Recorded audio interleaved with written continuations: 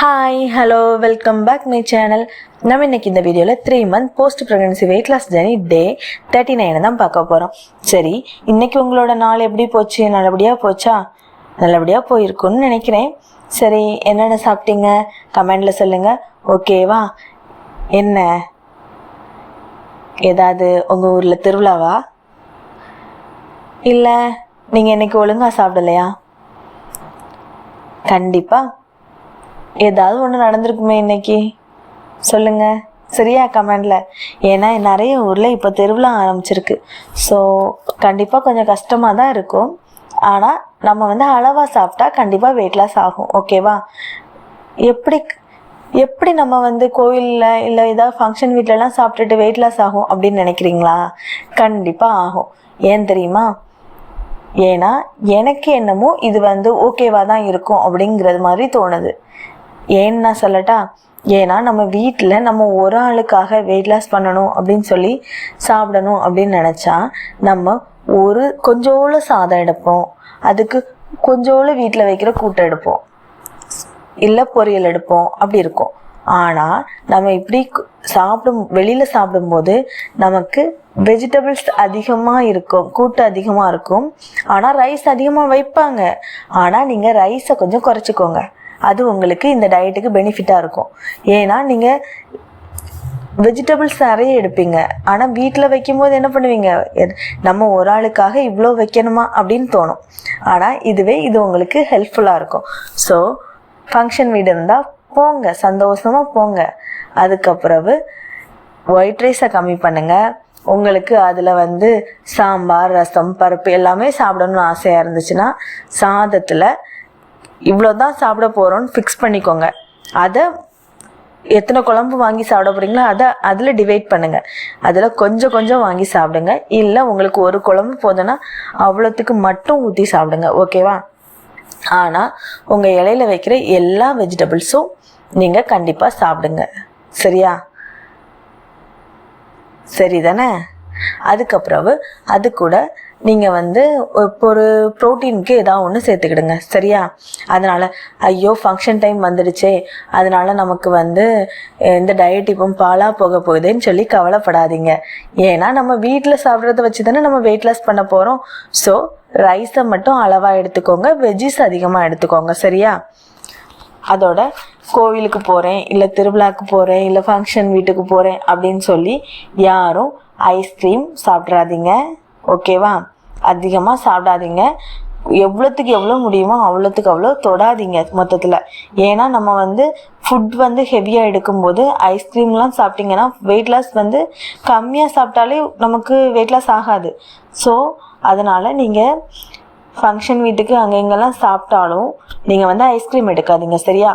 அதோட வேறு என்ன டிப்ஸ் சொல்லலாம் உங்களுக்கு ஐஸ்கிரீம் ஏதாவது சாப்பிடணும்னு தோணுச்சுன்னா பாப்கார்ன் ஏதாவது இருக்கிறத பார்த்தீங்கன்னா பாப்கார்ன் வாங்கி சாப்பிடுங்க. ஏன்னா ஐஸ்கிரீமை கம்பேர் பண்ணும்போது பாப்கார்ன் லோ கேலரி. அது உங்களுக்கு வயிறு ஃபில்லிங்காகவும் இருக்கும், பசியும் எடுக்காது. அதனால நீங்கள் அந்த மாதிரி போங்க. அதுக்கப்புறவு வேற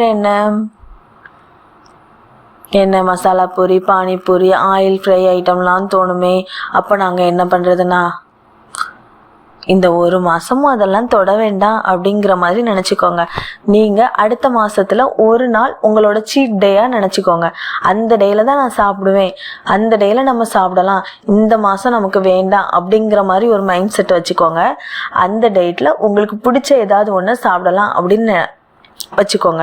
ஏன்னா நம்ம 1 month ஃபுல்லாக சாப்பிடாமல் இருக்கிறதுக்கு அந்த ஒரு நாள் நீங்கள் சாப்பிட போகிறேன் அப்படிங்கிறத நினச்சா உங்களால் இந்த 30 நாள், இப்போ நம்ம ஒரு டயட் 30 நாள் இருக்கும், அதில் டெய்லி நமக்கு பிடிச்சதை சாப்பிடணும்னு நினச்சா முடியாது. ஆனால் அந்த 30 நாளுக்கு அப்புறம் 31வது நாளாக ஒரு நாள் வருதுல்ல, அன்னைக்கு நான் இதில் எனக்கு பிடிச்சது இதை சாப்பிடுவேன், அதனால இந்த 30 நாள் நம்ம சாப்பிடக்கூடாது அப்படின்னு சொல்லி உங்கள் மைண்டில் நீங்கள் ஃபிக்ஸ் பண்ணி வச்சுக்கிட்டாலே இந்த 30 நாளும் உங்களுக்கு அந்த ஒரு நாளுக்காக ஸ்பீடாக கடந்து போகும்.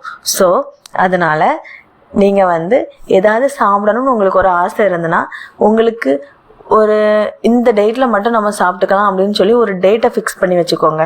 அது வரை நம்ம இதெல்லாம் தொடக்கூடாது அப்படின்னு நினச்சிக்கோங்க. அந்த ஒரு நாளில் நம்ம அதை சாப்பிட்டுக்கலாம்னு சொல்லி நம்மளே அதை விட்டுருவோம். சரியா? அதுக்கப்புறம் பாயசம் அப்படி ஏதாவது தந்தாங்கன்னா அதெல்லாம் கொஞ்சம் அவாய்ட் பண்ணிக்கோங்க, ஓகேவா? சரி. எதுக்கு நீங்கள் இப்போ இதெல்லாம் இப்படி சொல்லிட்டு இருக்கீங்க அப்படின்னு நினைக்கிறீங்களா? ஏன்னா நான் வந்து இந்த 39 நாட்களில் நான் இதெல்லாம் தான் கற்றுக்கிட்டேன். ஏன்னா எனக்கு இதெல்லாமே கடந்து வர்றதுக்கு ரொம்ப கஷ்டமாக தான் இருந்துச்சு. ஆனால் நான் வந்து ஒன் டே வந்து சீட் டேயாக வச்சுக்கலாம் அப்படின்னு ஒரு மைண்ட் செட் இருந்தது. ஆனாலும் அந்த சீட் டே வரும்போதெல்லாம் வேண்டாம் வேண்டாம் வேண்டாம் அப்படின்னு தட்டி போச்சு. அதுக்கப்புறம் ஒரு 2 நாள் முன்னாடி தான் நம்ம சிக்கன் எல்லாமே நைட்டு பரோட்டாலாம் வச்சு சாப்பிட்டோம், அப்படி தானே? அதை தான் நான் சீட் டேயாக வச்சுக்கலாம் அப்படின்னு சொன்னேன். ஆனால் இனி வந்து நான் சீட் டே போகணும் அப்படின்னா ஜூன் மந்த் தான் ஏதாவது ஒரு டேயை சீட் டேயாக வைக்கணும். அப்போ தான் நான் இந்த 1 மந்த்தை நான் கடந்து போவேன். ஸோ உங்களுக்கும் அப்படி ஏதாவது சாப்பிடணும் அப்படின்னு ஆசை இருந்ததுன்னா டெய்லி சாப்பிடாதீங்க. ஏதாவது ஒரு நாளை நீங்கள் ஃபிக்ஸ் பண்ணி வச்சுக்கோங்க, அந்த நாளில் சாப்பிடுங்க, சரியா? அப்படி தான் நான் நினச்சிருக்கேன். எனக்கு இனி சீட் டேனா ஜூன் 3, ஓகேவா?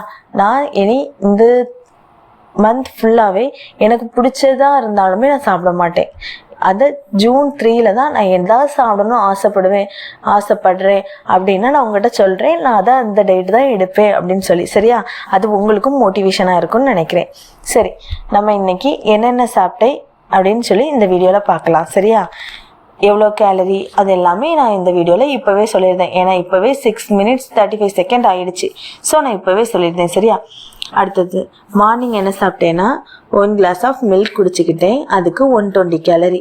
அடுத்தது மார்னிங் டிஃபனுக்கு என்ன சாப்பிட்டேன்னா 2 ஆப்பம், அது கூட சாம்பார் வச்சு சாப்பிட்டுக்கிட்டேன், அதுக்கு ஆப்பத்துக்கு 180 கேலரி. அதுக்கப்புறம் சாம்பாருக்கு 60 கேலரி. அடுத்தது இன்னைக்கு நாகர்கோவில் வர போனோம். ஸோ அங்கே பஸ் ஸ்டாப்பில் சுகர் கேன் ஜூஸ் பார்த்த உடனே எனக்கு கரும்பு ஜூஸ் குடிக்கணும்னு ஆசை வந்துடுச்சு. ஸோ உடனே அதை வாங்கி குடித்தேன், அதுக்கு ஒரு 130 கேலரி. அதுக்கப்புறம் லஞ்சு வந்து ஆஃப்டர்நூன் வீட்டில் வந்து தான் சாப்பிட்டேன், வெளியில் எங்கேயுமே சாப்பிடலை, வீட்டில் வந்து தான் சாப்பிட்டேன். என்னென்னா சாதம், உருளைக்கிழங்கு கறி, கேபேஜ் பொரியல், அடுத்தது முட்டை 2 முட்டை எடுத்து அதை ஆம்லேட் போட்டு சாப்பிட்டுக்கிட்டேன் ப்ரோட்டீனுக்காக. அது என்னடான்னு பார்த்துடலாமா எவ்வளோ கேலரின்னு? ரைஸுக்கு 250 கேலரி, பொட்டேட்டோ கறிக்கு 100 கேலரி, கேபேஜ் பொரியலுக்கு 50 கேலரி, எனக்கு கொஞ்சோடு தான் எடுத்தேன். அடுத்தது ஆம்லேட்டுக்கு 180 கேலரி, ஓகேவா? அடுத்து ஈவினிங்க்கு ரா மாங்காய் இருக்குல்ல, அது வந்து எடுத்து அது கொஞ்சம் சாப்பிட்டுக்கிட்டேன், அதுக்கு 40 கேலரி. அடுத்து 1 glass ஆஃப் மில்க்கு 120 கேலரி. அடுத்தது வீட்டில் பாப்கார்ன் வாங்கி வச்சுருக்கேன். நம்ம ஏற்கனவே முன்னாடி உள்ள வீடியோவில் சொல்லியிருப்பேன், நமக்கு ஏதாவது சாப்பிடணும் போல் ஆசை இருந்துச்சுன்னா பாப்கார்ன் வாங்கி வச்சுக்கோங்க, அது தேவைப்படும் போது நம்ம செய்து சாப்பிட்டுக்கலாம். அதை தான் இன்றைக்கி செய்து சாப்பிட்டேன், அது ஒரு 90 கேலரி. அதுக்கப்புறம் நைட்டுக்கு 2 ஆப்பம் 180 கேலரி, அது சாம்பார் வச்சு நான் சாப்பிட்டேன், 60 கேலரி, ஓகேவா? சாம்பாருக்கு.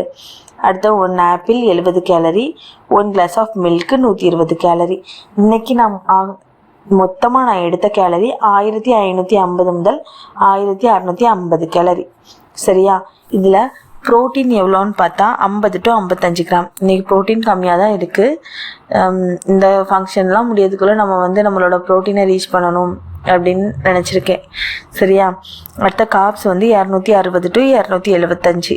இன்னைக்கு காப்ஸ் கொஞ்சம் கூடியிருக்கு. ஏன்னா வந்து காப்ஸ் வந்து ரைஸ் கொஞ்சம் இன்றைக்கி மதியம் நிறைய எடுத்துட்டோன்னு நினைக்கிறேன்.